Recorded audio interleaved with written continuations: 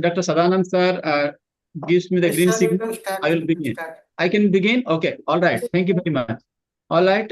Welcome to this class, which is part of the Master of Arts in Migration and Diaspora Studies, MAMIDI. Uh, this particular course is called India and the World, which is the code is MPSE 01 or MPSE 1, India and the World. So today is the third class. In the previous two classes, we basically tried to cover the broad spectrum or the broad contours of India's foreign policy, India's decision making, what are the different variables, and what are the different nuances that affect India's position, what are the pluses, what are the minuses, the ups and downs, strengths and limitations, etc. Uh, Today, what we'll do is we'll try to cover some of that, and also we'll try to cover some of the other things like India's relation with some of the other important areas in different parts of the world, from South Asia, Southeast Asia, East Asia, United States, America, Russia, Japan, India, and its connection with the non-alignment movement, with United Nations, and so on and so forth. Also, important issues like the cyber terrorism, issues on energy security, etc., etc. I think when we began the classes, basically we talked about how in India, since independence till today, in the last 75 years, uh, we had got about what 14 prime ministers, and we have got different governments of different permutations and combinations. They've been ruling over India, and the decision making process basically it remains the same. In India's foreign policy, oftentimes we hear the term it is based on continuity and change. There is a famous book I remember, making of India's foreign policy by Jayant Bandyopadhyay, who used to be an iconic figure from Jadavpur University in Kolkata. And that is still very, very valid, that it is continuing. The core is intact, but on the periphery, we do some changes here and there, depending on the situation, depending on the time. So looking at the theoretical base of international politics or foreign policy decision making of India and its position in the world, we started out with idealism because of the long struggles with decolonization, with apartheid policy in different parts of the world. Uh, and that continued roughly in the immediate aftermath of India's independence.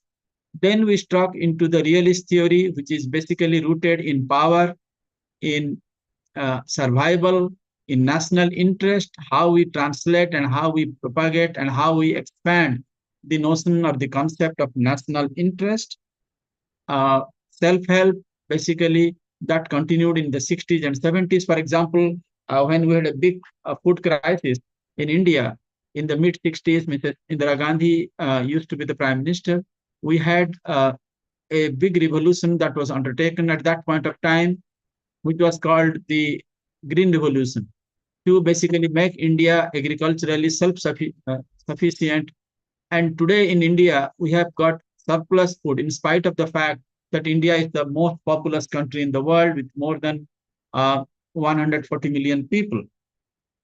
Uh, we had got survival things. Of course, there has been crisis in the 50s, in 60s. We had got wars with Pakistan in 47, in 65, in 71, plus the Kargil War of 1999. And we had wars with China, the big one in 1962, and of course, a small one in 2020 in the Galwan Valley. Plus, there has been a lot of mini skirmishes and wars at different times, at different places. The neo-realist theories in international politics, if you apply that to India's context, I think that applies to the capabilities, particularly in terms of the hard power, in terms of the military power, etc., etc. Constructivism, how uh, in spite of the fact that India is a reasonably a strong power and a very viable power and a rising power and an emerging power, still, I think the ideas and norms that India stands for, I think that's very, very important and that's very, very valid. Decision making approach, all the way from Nehru to Modi, if you look at the decision making process, it is based on a rational actor model, which was propounded by a scholar named Graham Allison in his classic book called Essence of Decision. He's a professor in political science at Harvard University, and he wrote this book, I believe, in 70s or 80s. and that is still considered to be a classic. Basically, if you follow the model of rational actor model, it says that the people at the helm, people at the top, at the decision making approach, they follow and they take decision in a very rational way. Whether it is the Indo-US nuclear deal, whether it is India's decision to intervene in the civil war in Pakistan in the 70s that ultimately led to the birth of Bangladesh, or, for example, in very contemporary times, in the aftermath of the Ukrainian crisis, when India decided to import significant amount of oil and energy resources from Russia. A lot of people didn't like that, but we felt that this is in our national interest, and I think we need to do that. So that was a very rational decision-making approach based, uh, taken by the Indian leadership at different phases, at different times in the 60s, in 70s, 80s, 90s, etc., etc. Groupthink, which is propounded by a scholar called Irving Janis, groupthink is it is not taken in a one person, because if only one person takes a decision in a particular regime, that is considered more like a totalitarian concept or more like a um, authoritarian ways. But if it is taken in a concerted way, taking into everybody's view, everybody's input, everybody's feedback, taking everybody along as a reliable stakeholders. I think that makes the group think very, very important. So, for example, if you see today in the Modi cabinet, in the third cabinet, you have got the Prime Minister Modi at the helm. You have got Foreign Minister, External Affairs Minister, Mr. S. Jaisankar. You have Defense Minister, Rajnath Singh, Union Home Minister, Mr. Amit Shah. You have got National Security Advisor, Mr. Ajit Doval. So there is a lot of people who are at the table. Even in the National Security Council, there are different hierarchies from secretary to joint secretary, deputy secretary, assistant secretary. So all these people in the Prime Minister's office, there is a PMO, Prime Minister's office. They also are very much responsible for making important policy decisions or policy deliberations. Broadly speaking, I said in the foreign policy arena, we have got various phases from 47 to 62, the more idealistic phase, then 62 to 91, which is roughly 30 years, which is a shift from idealism to self-help approach. Then 1991 onwards, which is the post-Cold War era, in which many things happened. US emerged as a solo superpower. The Soviet Union dismembered into several republics. The end of communism in Soviet Union, and then we are into the process of globalization, liberalization, and privatization. And that stage continued from 1991 till today, which is again 35 years. In the beginning part of 21st century, which is this century, which is already a quarter is gone because 25 years is over, we see the world coming from a unipolar world to a bipolar world, now to a multipolar world. In a multipolar world, what it means is you have got not only one single power, you have got many, many powers. You have got multiple powers. You have USA is still there, very important, very significant. Russia is, although truncated and less significant, but nevertheless, it's very important. They still have got a lot of military might. They have got probably the highest number of nuclear weapons even today. Great Britain is important. France is important. Japan is important. China has emerged like anything, particularly in the last 20, 30 years, since the demise of the chairman Mao Zedong. Then we have Deng Xiaoping, then Jiang Zemin's period. Then in the early part of this century, we have got Hu Jintao, and current in the last couple of years, Xi Jinping, who is at the power center. So China of 1950s or 40s of China of today is significantly different. Of course, China has its own national interest. China has its own power game. If you look closely at China, I think what they see is they want to see world in a bipolar way. It is basically US and China, China and US. They like to see that. And ultimately, they would like to trump over China, over US and become number one. But in the Asian context, in the continental sphere within Asia, which is the largest continent in the whole world, they like to have a unipolar Asia or a monopolar Asia in which China is the most dominant actor.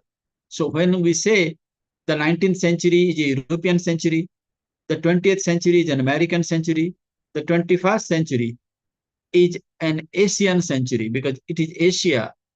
But that Asia does not mean only China. It means Japan, it means India, it means South Korea, it means Singapore, it means many countries within Asia, which has emerged a lot in the last 20, 30 years. But as far as China is concerned, they want to dominate, they want to be a hegemonic power, number one power in Asian continent. And at the global level, they like to match with USA in all possible ways. So that's the way the global situation looks like in this particular time. Uh, I think if you look at what are the different factors that affect India's relations with the rest of the world, I think we need to be very much aware of what are the different factors, what are the different determinants, what determines India policies. Okay, in an internal level, I think the following: history, which is very rich, 5,000 years of history; geography, huge geography, Himalayan regions, the Vindhyas, the strategic cultures of India, which is strategic autonomy, historical and cultural factors, unity in diversity, the cultural pluralism, etc. The persona of the leadership, if you look from Nehru to Modi, all the way, each single person, including Lal Bahadur Shastri, even a person who stayed for very small period, like Lal Bahadur Shastri or Chandrasekhar, or you can take example of even I.K. Gujral, okay, who stayed there for, I guess, only 1.5 years or something. But still, he was able to carve a particular legacy, which is known as the Gujral Doctrine, trying to develop a more close and compact neighborhood policy of India's policy with Bhutan, with Nepal, with Bangladesh, with Sri Lanka, with Pakistan, with all the people in the SAARC regions. Uh, Ideological predilections, in spite of all the challenges, all the tribulations, all the impediments and obstacles, India has stood for the ideological high ground, maintaining its democratic traditions, its democratic ethos, um, and the sense of resilience is very much evident when you check India's things. We are not saying we are perfect. There are still a lot of things that needs to be improved. But overall, if you see and you try to evaluate and examine India's track record in terms of the democratic experiments, I think India will definitely get a high mark. And when you compare with Nepal, for example, they had a monarchy, they had a lot of troubled relations. After the monarchy was gone, the Maoists, they came to power. It's still very fragile and very dicey kind of situation in Nepal. In Bhutan also, in Pakistan, of course, there is a history. You have seen a lot of military leaders from Ayub Khan to Parvez Musharraf to Yahya Khan to General Zia. A lot of people have ruled over Pakistan at different times, and the military has been at the dominant level. In Bangladesh, also, the military has been there under uh, H.M. Irsad and also Ziaur Rahman. And the first Prime Minister of Bangladesh, Mujibur Rahman, he was assassinated along with his family members. So again, you have got on again, off again kind of relations in Bangladesh as well. You have got two female prime ministers over there. Hasina Wajed used to be prime minister for a long time before she quit or she was forced to quit. And currently, there is a civilian government, a temporary government under Muhammad Yunus, which is drilling. So hopefully next year there will be an election and we'll know, I mean, who is going to be at the helm in Bangladesh. In Sri Lanka also, a lot of times there have been different presidents and prime ministers. For a long time in Sri Lanka, they had a civil um, strife and civil conflict, particularly in the northern province in Jaffna, who have been demanding for a separate state, a separate province, a separate country called Tamil Ilam. And that continued for the most part of 80s and 90s. You must have heard the term about Tamil Tigers, of Prabhakaran, etc., etc. Bureaucratic procrastination, that's very important in the South Asian context, in Indian context, corruption, poverty, Indian Ocean region, sea lanes, population, soft power, hard power, economic development, regional environment, foreign aid. One thing I think should give a lot of marks to India's policy is, even though we have received aid in the 50s all the way till the second half of 21st century, we have always made it a point that we'll receive the economic aid uh, without any strings attached to it, without any clauses attached to it. So if any countries in the world, that is America or Soviet Union or Russia or UK or France, would like to help us in our infrastructure, in our agricultural sector, economic sector, education sector, they are most welcome to do so. But we are not going to accept any particular conditions, etc., or any caveat to that kind of things. In terms of external determinant, what are the external factors? So I just outlined to you about the internal factors. The external factors, the neighboring countries, sometimes the policies are very fluctuating, very dynamics, you never know. The role of the big powers, America, Russia, China, etc., the kind of politics they play. For example, China in the last couple of years, they've been playing a policy of one belt, one road policy, which is also popularly known as BRI, Belt and Road Initiatives.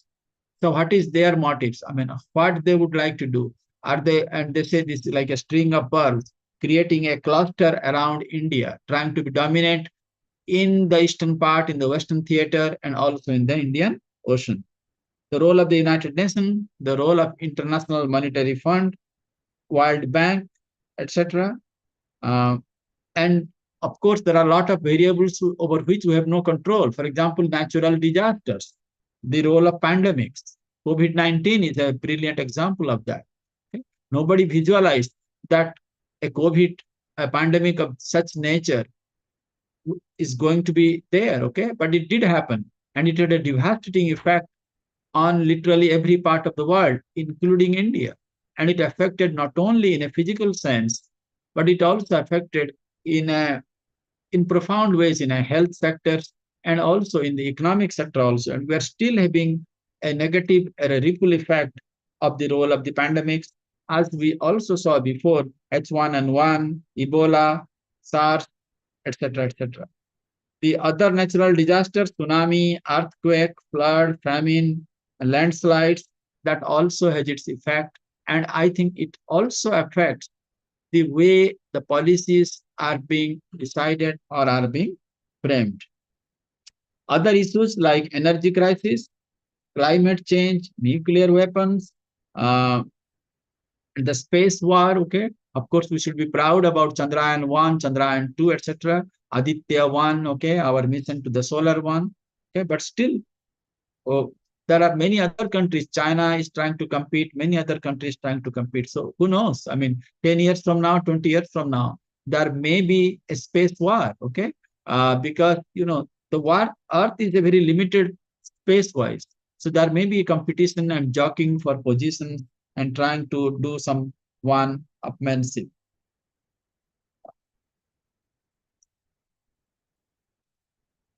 In terms of the hard power, I think I also analyzed, I mean, what are the different hard powers?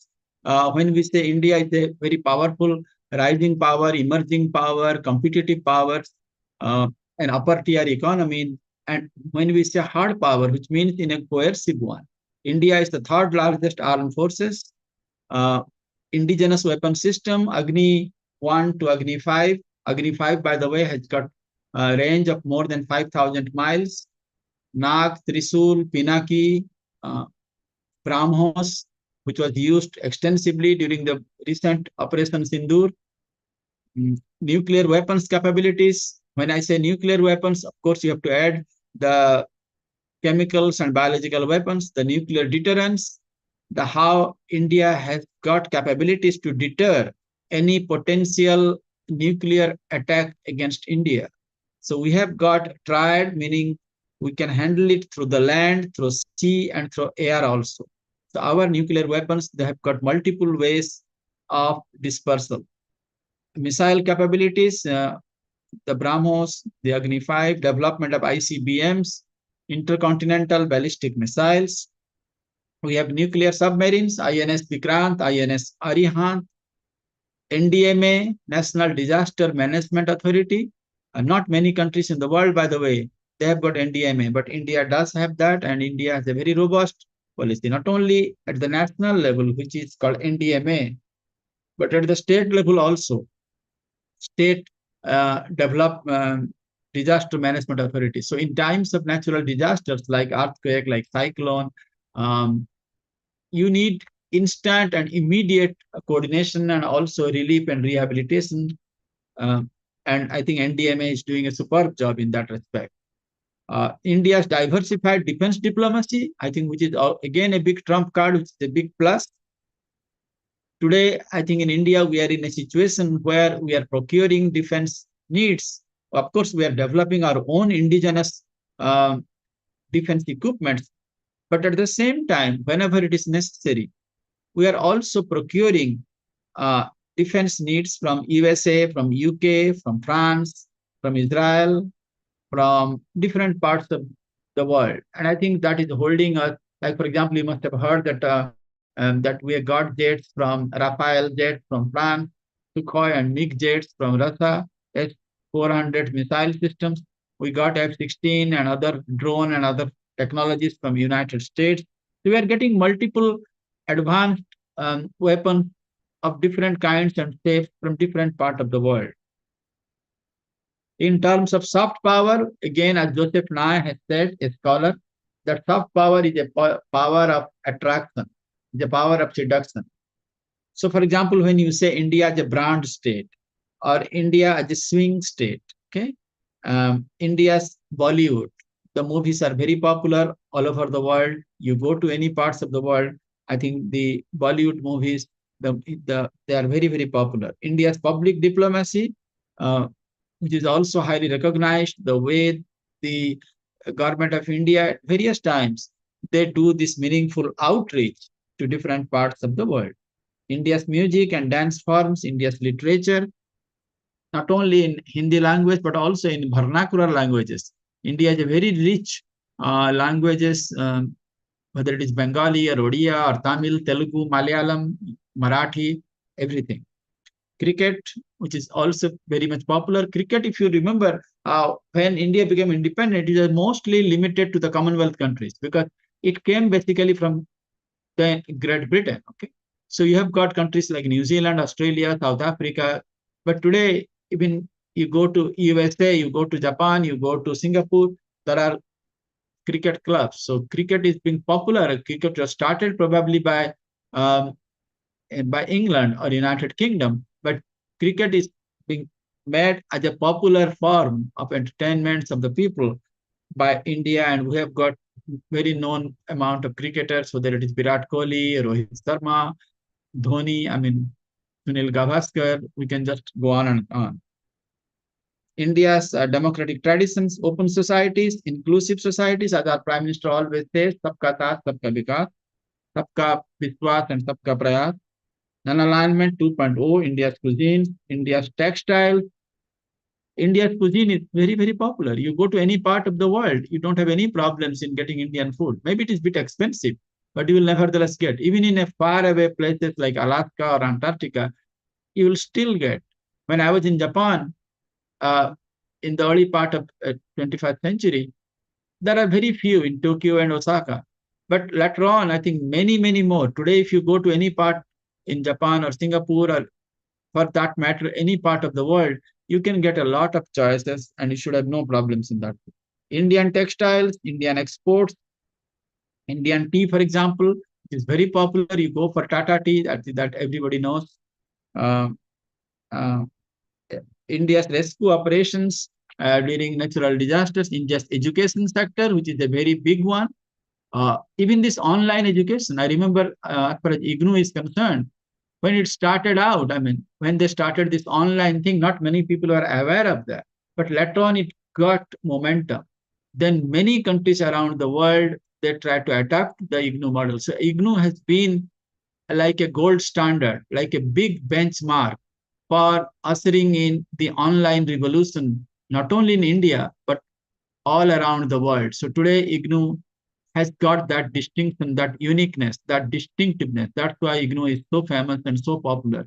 because many people have benefited. There are particularly people in the hinterlands, in the countryside, the people who are less advantaged positions. So they can also access to education. And I think one of the uh, aspects of India's education, particularly the new education policy of 2020, that the person at the lowest end of the economic spectrum, he or she should get uh, the educational benefits that the government does. Indian diaspora, which is very important, which is lots of people and many countries in the world.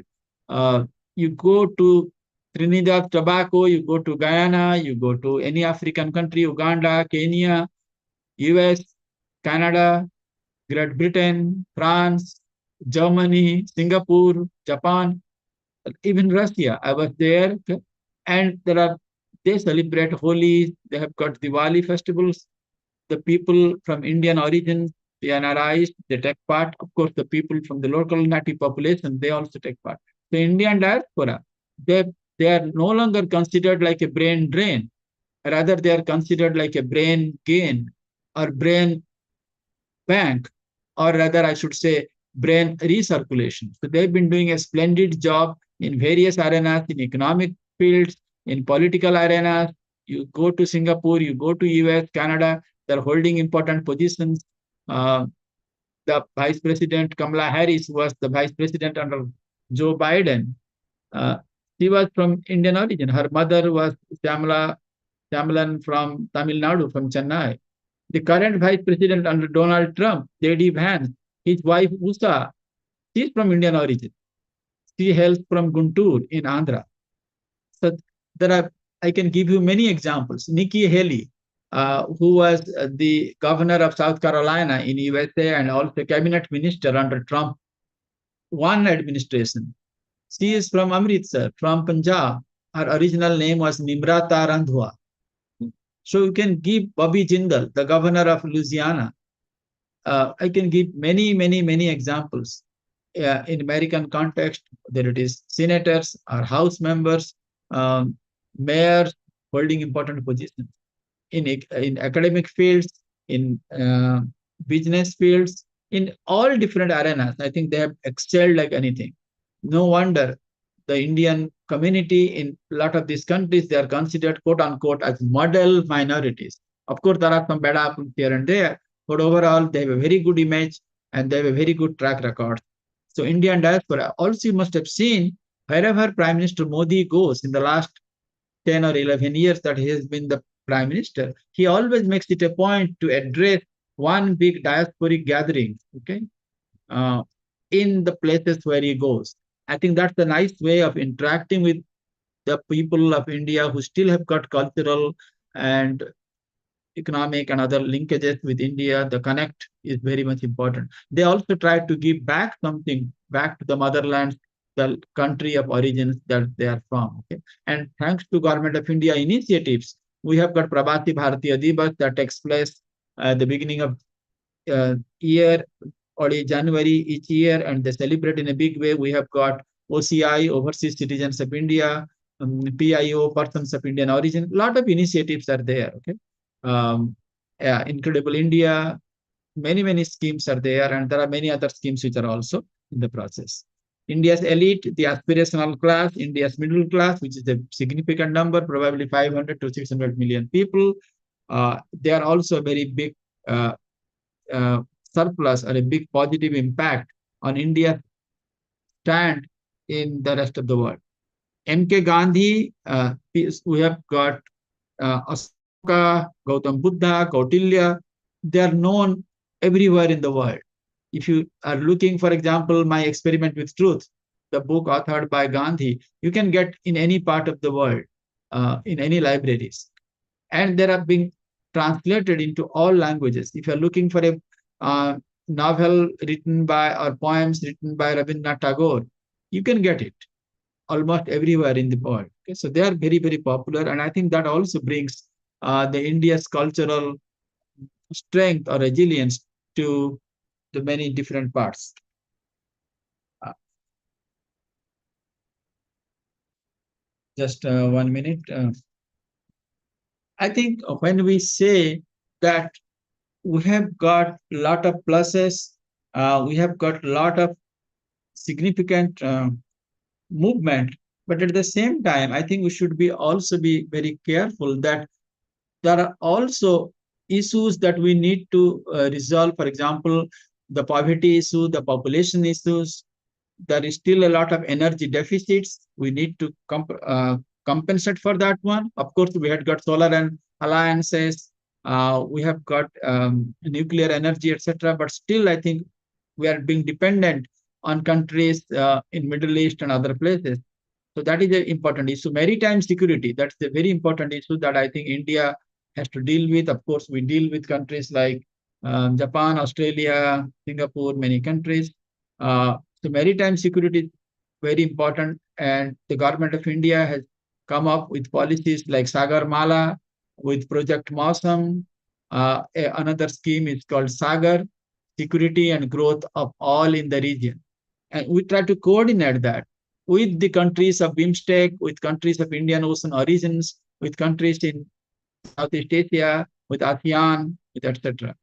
Water crisis, I think that's very, very important uh, because a lot of times, I think sometimes we take it in a very trivial way that water is not a very big issue.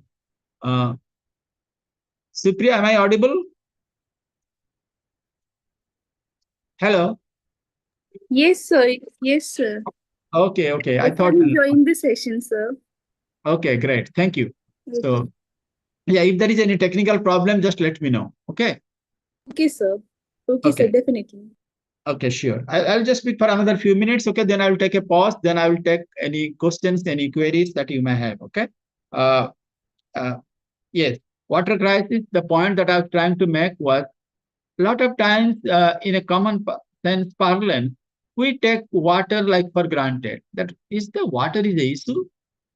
But I think as you grow older and older, then you realize water is an issue because particularly taking care of so much big burgeoning populations, etc. And you see this crisis like after Operation Sindoor, the government of India tried to put a pause on the Indus Water Treaty with Pakistan. Okay, so because Indus Water affects India and Pakistan, but it affects Pakistan more. Okay, so that is something that needs to be discussed. Okay, Brahmaputra. Okay, the upper part is in China, the lower part is in Assam. Okay, so if there is going to be some important decisions taken to build a bridge or things like that, okay, in Brahmaputra, how it affects China, how it affects India, that needs to be done. Ganges, the Tista River, etc., etc. Because a lot of these rivers, they are they are basically flowing in a very binational way or sometimes trinational way. Like for example, if in Africa, for example, if you look at the Nile River, okay, it goes through many, many countries. Okay, not only Egypt, but Uganda, many countries, okay, downstream, okay. So it affects, okay. So if the power is choked, if there is a big dam being constructed and the water is not flowing, it does affect and it might create some big geopolitical issues. International domestic terrorism, that is a big issue that India deals with. India, of course, was a leading power to deal with 9/11 after the September 11, 2001 incident, the terrorist attacks in New York and Washington. But we had our own issues to deal with on 26/11 in Mumbai and December 13 attack on Indian Parliament, and the attacks in Uri, in Pathankot, and in Pahalgaon, etc. Okay, cyber security, that's a big issue, particularly in the aftermath of AI, artificial intelligence, drone technologies, okay, and critical and emerging technologies. I think that is something that we need to discuss about. 20 years ago, 30 years ago, nobody talked about cyber terrorism, but today cyber issue is a very big issue. So we need to take some very prompt, proactive actions how to deal with the cyber things. Global warming and climate change, that is again a big issue. I remember in the 90s, uh, then American Vice President Albert Gore, he wrote a book called Earth in the Balance. Okay, I think that book later on got, uh, and also he prepared a Oscar documentary called An Inconvenient Truth. Uh, At that time, in the early 90s, probably he was the earliest person or a very rare person to discuss about climate change, about global warming, etc. Not many people paid attention to that. People felt maybe it is something, a hoax or something like a fake kind of thing. But today, nobody is thinking that global warming or climate change is a hoax. It is real. It is affected. Okay? You must have seen in your own life when you were a small child, 3-year old, 5-year old, 6-year old, uh, how long the winter season lasted, how long the rainy season lasted. But today, if you compare, things have changed. The duration of the winter, duration of uh, the rainy weathers, or many things, everything is, and the timeline, everything has been completely disturbed. So that is something that we need to discuss about. We had got Paris uh, climate talks with Kyoto protocols, Copenhagen Accord, number of countries, okay? And everybody needs to chip in, particularly the big ones, whether it is USA or France or the G8 countries, etc., etc. Nuclear proliferations, everybody talks about it, but it is the big countries who still have got thousands and thousands of nuclear weapons. That needs to be discussed, okay? And they talk about weapons of mass destruction. The big countries, the major powers, they talk about abolishing chemical weapons, biological weapons. But the counter question is, who owns those missiles? Who owns the dangerous um, um, dangerous chemicals, whether it is chemical or biological? So it is all the major powers. I think they need to start. The example must come from the very top. Pandemics, COVID-19, I think one of the lessons we learned in the pandemics, particularly after COVID-19, is no matter who created it, we don't know. But it needs to be tackled, it needs to be resolved through a concerted effort. So I think in this respect, India should get, or India deserves to get a very high mark. But India, within a very reasonable period of time, we came up with some very viable vaccines like Covishield, Covaxin, and all the people in our country, they lined up, they took those vaccines. Not only that, India also provided free of cost the vaccines to different parts of South Asia, to Africa, to many countries in the world. So I think India should get a lot of marks for doing a great job from a humanitarian point of view. Millions of people died, and maybe millions more would have died if India would not have provided the timely COVID vaccines to those needy countries in the world whenever they needed it. So I think that should be something to be highly praised and also highly compensated. A need for greater transparency. I think what we need is in India that we need a more robust and resilient economy, a strategic autonomy, and a futuristic long durée. Instead of becoming a very band-aid kind of approach, like a uh, short-term approach, we need to have a long durée view. But India is going to be uh, like our Prime Minister says, Amrit Kal in 2047. I'm thinking beyond that. By the end of middle part of 21st century or even the end of 21st century. So what I'm saying is or suggesting is we need to develop a three-pronged approach. Okay, a short term from now until next 5 years or 7 years. Okay, that is a short term approach. Then an intermediate term or a medium term, 5 to 7 years to 10 to 15 years, and then a long term approach, 15 years and beyond, 20 years and beyond. For example, if we let us take one example, energy security. Okay, today, for example, we are importing 82%. Okay? If we can reduce that 82% dependence on other countries to, let us say, 70% or 60%, that will still go a long way. Okay? Not only we can have our own internal resources, okay, because you have to pay a lot of money, the foreign remittance, okay, but getting oil, nothing is cheap, nothing is free. So then I think you can spend that money, okay, because you are paying cash for other development projects. Okay? So I think that's very, very important from India's point of view. Okay, you need to have a more long durée perspective, long durée views. Okay, we are doing a lot of good things, but I think everybody needs to sit together and also discuss the different aspects of that one. because the whole world is changing, okay, because we are witnessing in the global arena an era of profound transition. We are having a changing concept of power, as I said, from the 19th century to the 20th century to the 21st century, Great Britain to American dominance to now multipolar world or a multiplex world. Okay, uh, we are seeing a lot of instability in the world, whether it is the war in Ukraine or in Gaza or South China Sea or many other parts in the world. Even small conflict like in Cambodia and many places. Resource scarcity, climate change, global warming, demographics change or aging society. That is again a big issue for countries like South Korea, for Russia, for Japan. A lot of people are living longer. There are not enough young population, not enough uh, population in the workforce. So that is creating a big economic blockade or economic stagnation. Decline of Europe, rise of Indo-Pacific. Indo-Pacific is a big issue. Previously, we used to call it Asia-Pacific, but now it is Indo-Pacific.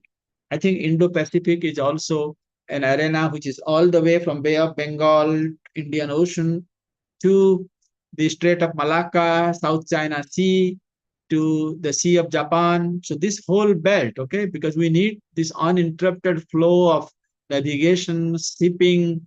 We have to curb issues like piracy, etc. The China factor, as I said, that needs to be handled. Some people will recommend that the best way to deal with China is a policy that was used during the Cold War, which is a policy of containment. But some people say containment is a counterproductive policy. We need to be more careful and we need to engage with China. So some people say containment, some countries they say no, engagement is the right approach to deal with China. And some people say we need both a little bit of containment to contain China's rise, to contain China's um, aggressive behavior, and little bit of engagement to engage with China diplomatically, economically, wherever it is possible. Okay, more have a business approach, more to have a people to people contact, etc., trade, commerce, everything. Okay, so is containment is the right way to deal with China? Is engagement is the right way? Or some people say maybe combination, and they call it congagement, containment plus engagement. Okay? And I was reading a book a couple of months ago, which is written by a scholar from America, a professor from Johns Hopkins University in Washington, in USA. His name is Joseph Joffe, Joffe. Okay? Joseph Joffe. And he says the world today, 2025, okay, it is basically a two and a half world. Okay. Basically, it is USA, China, and Russia as a half power. And you see, particularly in the aftermath of the Ukraine crisis, Russia's stocks in the world has gone a little bit down. And you see Putin basically piggybacking behind Jinping. Okay. So China and America, they are dominating the whole show, and Russia is a half power. And it's a very interesting connotation. You may agree with it, you may not agree with it. So he says the world is now converted into a two and a half world. And the other countries, they are trying to play the role like a musical chair. So that's a very interesting connotation. Autocratic, democratic divides, some countries like Iran, Turkey, Russia, China, if we think they are on the autocratic side, there is also a democratic side. USA, Great Britain, France, India, Singapore, Australia, etc. Rise of global south and Africa. Africa is coming to the prominence. In the 2 years ago, when we had the G20 summit in India, for the first time, African Union has was recognized and is now a new entrant to the G20 conference. So now onwards. So Africa is not the same that we saw 20 years ago, 30 years ago.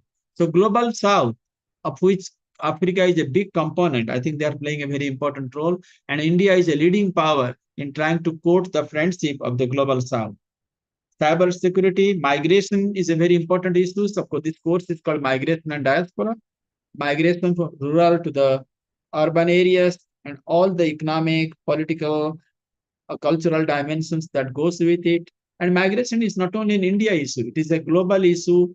People for greener pastures, for more opportunities, they do. But it has got a lot of ramifications, both good and bad, that I think that needs to be studied in a very great details. Nuclear proliferations, the water crisis, maritime security, international terrorism, energy securities, and Trump too. When Trump came for the second time, okay, I mean, in a way, if you look at Donald Trump, I mean, he's predictably unpredictable, or you can say unpredictably predictable.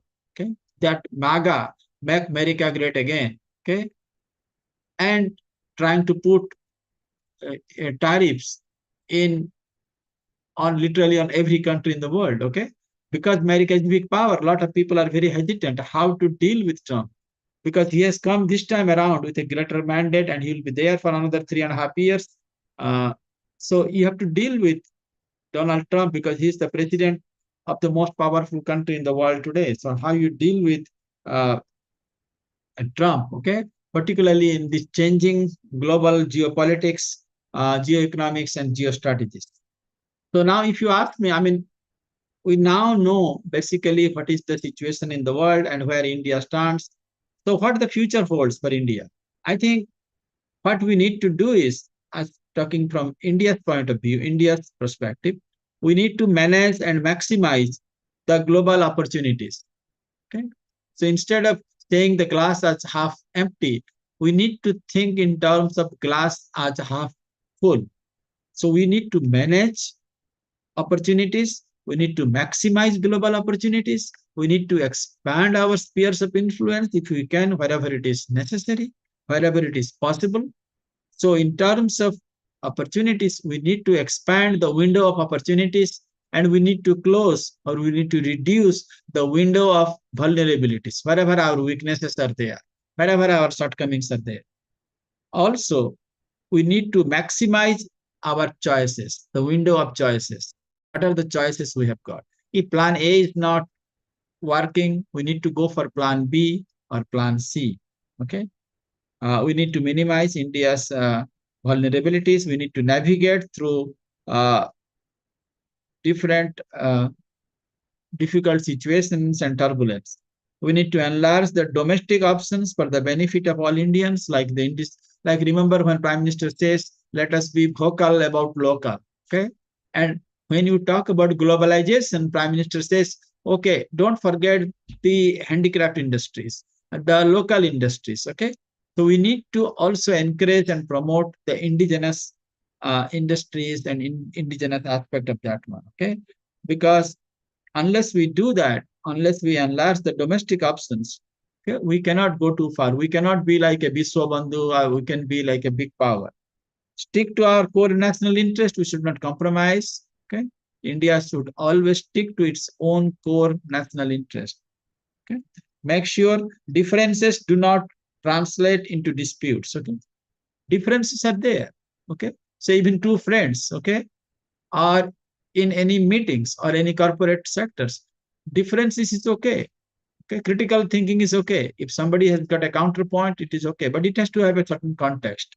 Okay, but one should be very careful that differences should not degenerate or translate into disputes because once it becomes disputes, then it is very intractable. It's very difficult to handle that. India also, I think a lot of people say India is anti-Western. I will not agree with that. India is not anti-Western. India is non-Western. Non-Western does not mean you are anti-Western. We have got very good relationship with many countries in the Western Bloc, in Europe, in America, in the G8 countries. Okay, so non-Western does not mean anti-Western.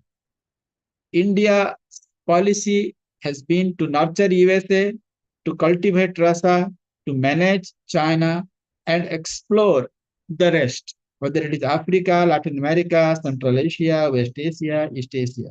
We need to keep an eye on the price. That's very, very important. Okay, if India needs to move as a rising power, as an emerging power, okay, and or if India wants like to be, as Prime Minister says, like a Biswabandhu, Biswaguru, or Biswamitra, we need to look outside the box. Okay, need to have an eye on the price. We should also pursue a policy of trust and verify in the age of uncertainty, unpredictability, and global turbulence. Okay, policy of trust and verify. Okay, because the whole world there is a geopolitical churning going on. There is a lot of geoeconomic impact and geostrategic impact that is going on, including the policies pursued by Donald Trump and number of other actors. Okay, a lot of people will say the new global order, the new world order is not only an order, it is like a more like a disorder. Okay, it's more like a end of civilization, more like end of liberalism. Okay, but we need to work it out and trying to come back. Okay? We need to also lay back on our historical heritage. So a lot of people say we need to look back in order to look ahead, because there are a lot of lessons that we can learn. How we have withstood all the challenges in the history of last 5,000 years, and how we can move, how we can connect the past with the present, and also prepare ourselves a roadmap, a good roadmap, and a plausible roadmap for the foreseeable future. Uh, I think the whole global order is very complicated, but we need to navigate. And I think if we can do that, I think we should be okay. And also, in terms of belief systems or in terms of the trust, we need certain countries that don't trust us, including within South Asia. Okay. But we need to work it out. With Maldives, we had some problem, but Prime Minister just there yesterday or day before yesterday. So we need to work it out. Okay. So if they think that India is a big brother, India is not looking at our interest, okay, we need to reach out, we need to extend, we need to listen. We should be good listeners, because we are the leading power in South Asia and we have an aspirations to be a global power, to be a major power. So we need to reduce, or we need to convert the trust deficit into trust surplus. So if any country has got any misgivings or any misunderstandings or misperceptions, we need to talk just like among your friends. The best thing is to have a cup of tea or coffee, have a discussion about it. Okay, whether it is Nepal or Bhutan or Bangladesh, we discussed that. That in Biga corridor with Sri Lanka also we did that. Okay, and wherever possible, we try to help them. With Maldives, just yesterday or day before yesterday. Okay, so I think it is possible. It is difficult, but it is possible. Okay, so I think India is in a very advantageous position, but we need to really make sure that this advantage is not lost. Okay, and that applies to all the countries. That relations that you saw in the course, whether it is USA or Russia or Latin America, Caribbean, many countries. Okay, and that affects all aspects: political aspect, economic aspect, trade, commerce, culture, people to people. Okay, there are certain issues that are going just fine, but there are certain issues which need some discussions, deliberations, and dialogue. We need to do that. We need to pursue that. And there are certain things we can keep it on the back burner. Okay. Maybe over a period of times, okay, things will work it out. I think if we can do that, we can manage this geopolitical shift or the tectonic shift that we are seeing. Okay. So I think that's all I have to say today. Supriya, any questions, any comments, anything you would like to say? Okay. Hello, sir. Yes, yes, Sir, I have one question. yes, Sir, as you rightly said, India has been involved in a like multitude in the terms of soft power, soft diplomacy, from yes, Maitri vaccine to culmination of yoga and spiritual development. In fact, other than yoga, India is also promoting Ayush in the other countries. We right. have seen some cultural diplomacy. We have seen science and technology diplomacy. India is, in fact, exporting BrahMos to Southeast Asian nations such as Vietnam. And there Yes, is also space diplomacy. India is also yes. helping out other countries in space also. But sir, my one of my fundamental question related to South Asia.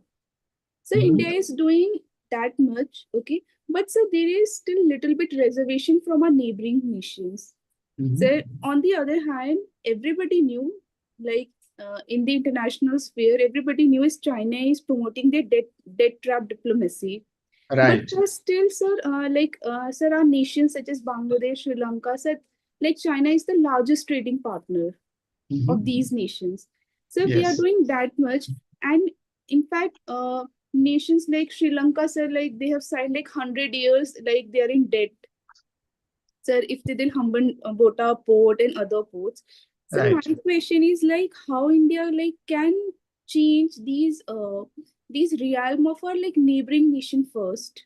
So you rightly told, sir, like from trust deficit there should be trust surplus.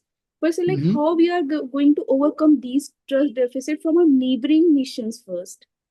Yes, very good question and very good overview, Supriya. I'm glad Yes, you asked this question. I think, as I just said, I think we need to work it out. We need to have a large heart. Okay, so yes, I mean, people, like in a big club or in a big gatherings. yes, Okay, sir. some Yes, sir. people feel intimidated. Okay, so I think when you look at South Asia, look at the size of India, look at the population, look at the track record. So it is very natural, maybe there is some amount of jealousy is there, some amount of envy is there. Okay, there are always bad apples and some elements, okay, which are very hostile. Okay, I think you need to have a large heart, but of course it has to be very strategic in thinking. And I think the approach that we did in Nepal, for example, or for example in Maldives, the thing is, even if China is doing something, okay? So if they are doing X, okay, you can do X plus one, okay? So you can help them, and you can also look at the strength and weaknesses of our, for example, Maldives. It's a very small country, it's an island Yes, country. sir. They're sometimes very worried that if global warming really um, takes root, okay, there may not be Maldives, which is a very low lying islands, okay? So, and their main source of revenue is tourism, Yes, mostly the tourists going from India.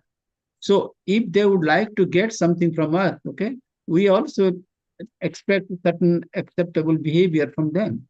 So, I think in this way, and also sometimes you have to keep the ego aside, okay, that we are a big brother. So, I think Prime Minister did the right thing in going to Malay, talking to the leaders, okay, yes, sir.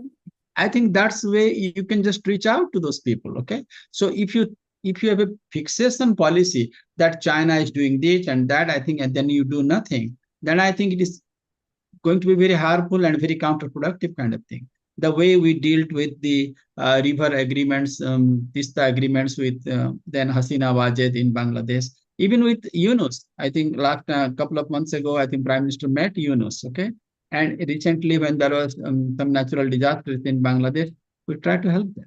In Nepal, when we had this big earthquake, India was the first country to airlift all the essential relief items. I think that is being noticed in Nepal. Okay, so if you keep on doing the right things, okay, some people will notice. It will take a long time. So I Yes, think you need to be very proactive instead of being very reactive, because reactive things doesn't go too far. So if you stay alert, if you becoming proactive and you invite the people over there and treat them on an equal basis, at least they feel that way. For example, in G20 conference, if you remember, yes, not sir. only the G20 countries were there in Delhi, but we also invited some 10 or 12 other leaders who Yes, sir. stayed in big hotels and they attended. Athena was there. Okay. The Egyptian President Al Sisi was there. Okay. Many countries in Africa, they are also coming. They're not part of G20, but we invited them. Okay, we treated them with equal respect, with equal dignity, with equal protocol. So I think if India does that, I think, and if we say that we believe in Gujarat doctrine, we believe in camaraderie, we believe in getting along with all the people, sabka saath, sabka vikas, okay, a good neighborhood policy. It's our policy should also reflect on that one, and not only the reality, but the perception is also important. The perception is sometimes is more important than the realities. That in India should be looked upon as a friendly country, as a benign country without any territorial ambitions or without any vested interest. And I think if we keep on working on that one, little by little, people will notice. And I think our policy will be robust and very vibrant. Okay. If not in the immediate short term, but definitely in the medium term. Okay, sir. Okay, sir. So I Okay. understood. Yes, sir. Yeah. Thanks a lot. Okay, Thank sir. you. Thank you, sir. Most welcome again. Thank you very much for attending my class. Okay, India and the world. It has been a real pleasure taking this course. Thank you so much.